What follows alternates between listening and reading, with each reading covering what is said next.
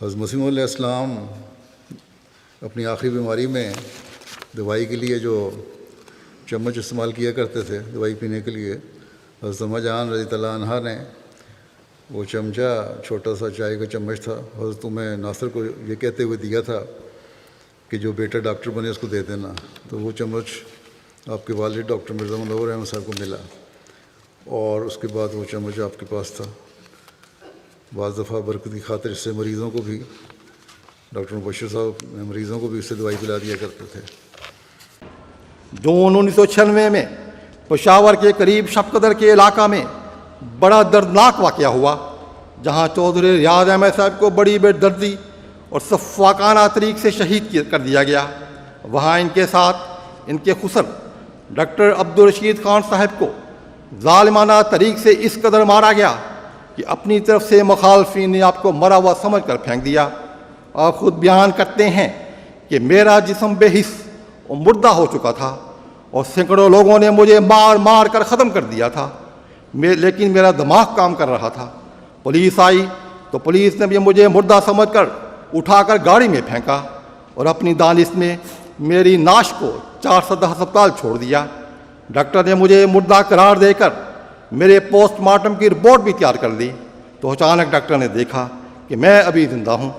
اس کے بعد جب کچھ ہوش آئی تو میں نے کہا کہ تم مجھے پشاور کے ہسپتال اسی گاڑی میں بھجوا دو جو بظاہر میری ناش لے کر آئی ہے۔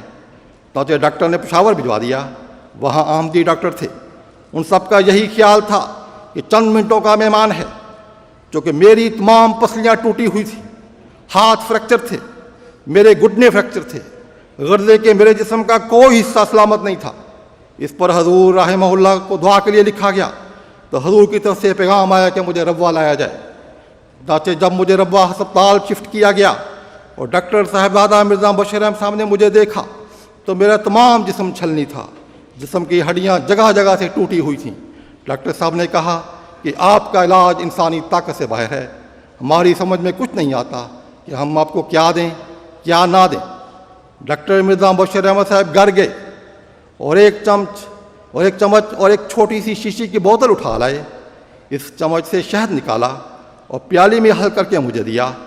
جب میں نے شہد پی لیا تو ڈاکٹر صاحب نے کہا کہ یہ وہ چمچ ہے جو حضرت مسیح موعود علیہ السلام اپنے صحابہ کو شفا کے لیے استعمال کراتے تھے، اور یہ وہ شہد ہے جو ام المومنین رضی اللہ عنہا نے میرے والد ڈاکٹر مرزا منور احمد صاحب مرحوم کو دیا تھا۔ یہ اسی طرح محفوظ پڑا رہا، نہ یہ چمچ استعمال میں آیا نہ یہ شہد کبھی استعمال میں آیا۔ ڈاکٹر صاحب نے کہا کہ میرے دل میں یہ خواہش پیدا ہوئی کہ اس وقت آپ سے زیادہ مستحق اور کوئی نہیں ہو سکتا۔ مصوف بتاتے ہیں کہ اس شہد کے علاوہ مجھے اور کوئی دوائی نہ دی گئی۔ اب میں یہاں ہالینڈ آیا ہوں، جہاں کے ڈاکٹروں نے مجھے 4 ہسپتالوں میں چیک اپ کے لیے بھیجا ہے۔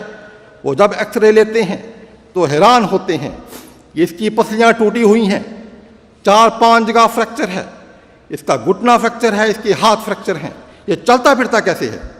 میں نے ان کو کہا کہ یہ بات آپ کی سمجھ میں نہیں آئے گی، یہ مسیح موعود علیہ السلام کا ایک معجزہ ہے۔ یہ مسیح موعود علیہ السلام جب آئیں گے مردوں کو زندہ کریں گے۔